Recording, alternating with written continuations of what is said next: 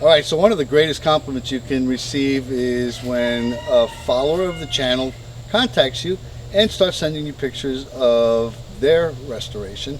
And this is exactly what Jim did. Jim not only sent me pictures, but let me know that he used what we did on our 13 as a guide to restore his 13. So without further ado, let me share with you some of the pictures that he sent, and then a little bit of a video that Jim sent as well. So here we go. So here's a few snapshots. I put these on the video first before we go any further. Jim did add a rail to the boat, and that's a specialty marine rail. Looks really nice, I think. One of the interesting things that I find about the boat is that it's got quite a history. It's been in Jim's family since 1974. His brother actually fell out of the boat and was chased by the boat because they didn't have any of the safety engine shutoffs at the time. The boat chased him a few times, ran in circles. He was able to dive under and not get hit by the prop. Eventually the boat hit a bridge abutment, and that kind of stopped it. And it also damaged the bow. Jim said it had some pretty crappy repairs that they were able to do.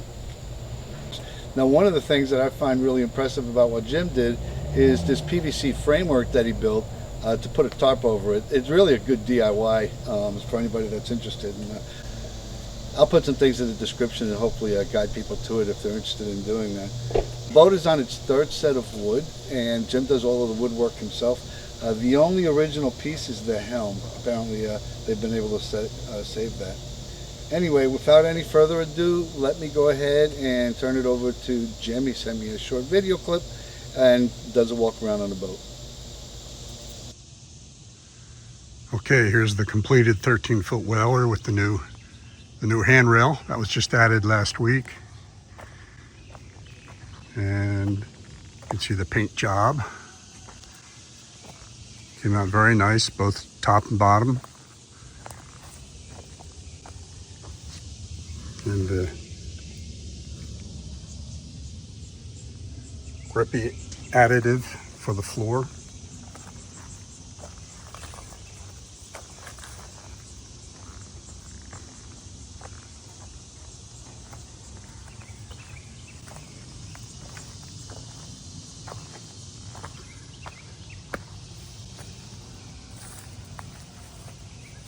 This is a 1968 hull that has been